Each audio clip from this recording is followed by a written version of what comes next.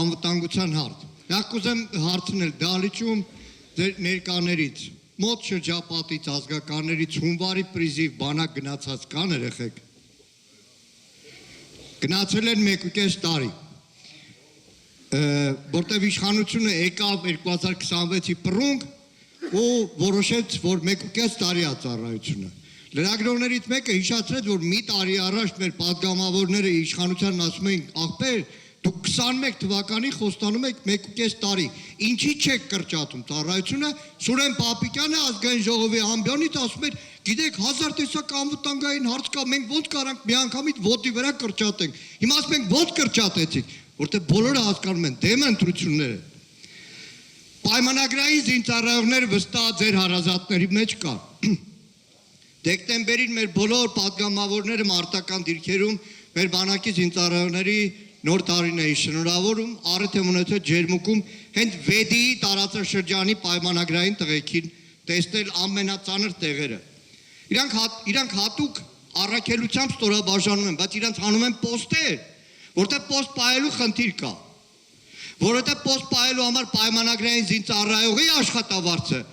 իրանք չեն բարձրացնում, իրանք ասում են ատեստացիա։ Վստահ պայմանագրային եղած կրված տղեկ եմ լիքը տեսնում, որտեղ տարիքով մարդը, որ այսօր պայմանագրային է, տուրնիկի վրա կարող է ժիմ չկարան անի, բայց 30 տարի այս հայրենիքի սահմանը պահել է, դրա աշխատավարձը չի բարձրանում։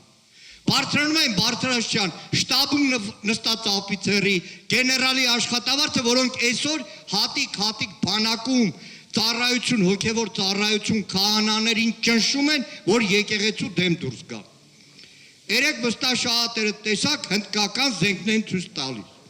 Մեզ մի ամիս առաջ ասում էին եկեք, բայց գաղտնի է, ամեն մեկը չի կարա տեսնի այդ հնդկական զենքը։ Լրագրողներին տարել են, ասել են գաղտնի է, չի կարա։ Մեկ էլ ասում, աստծո մեզ ինչ փոխվավ մեր երկրում։ Մեկ էլ հասկանում ես, որ բանակը ամբողջությամբ անվտանգության հարցը չի էս իշխանության։ Վեճը չի բանակը, ուղղակի քարոզչական գործիք է, վաղը կարող է,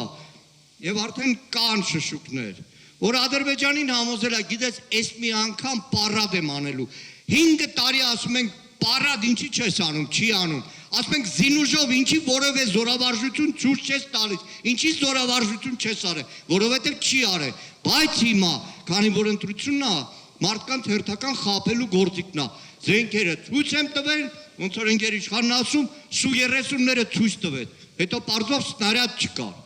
Երեկվա հրանոթները, որ ցույց էին տալիս, մյուս համակարգերը ցույց էին տալիս, դրա հրանոթը կա, չկա, Աստված մի արասե պատերազմի դեպքում պարզվի բավոր հանգարց այդ ամեն ինչը չկա։ Եվ իրականում նայեք, տեսնում եմ դեմքեր, որոնք առաջին ազատամարտից անցել են։ Այսօր բանակը այս իշխանության համար չկա, բանակը լոկ խաբեության գործիք է, որտեղ այստեղ նստածների, այս տարածաշրջանի զոհվածների անցյալը այլևս չկա պատմության մեջ, պաշտպանության նախարարությունը 22 թվից ջնջել է, Արցախյան ազատամարտը ջնջել է,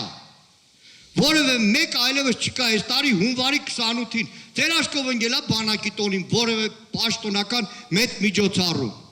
Մենակ Նիկոլ Փաշինյանը գնացել է պաշտպանության նախարարություն, խոսացել է ազատամարտի դեմ, խոսացել է մեր բանակի դեմ, խոսացել է մեր անվտանգության դեմ։ Ու ասել է գլուխներս կախ, պետք է յոլայեթան, որ հանգարտ որևէ մեկը չջղայնանա։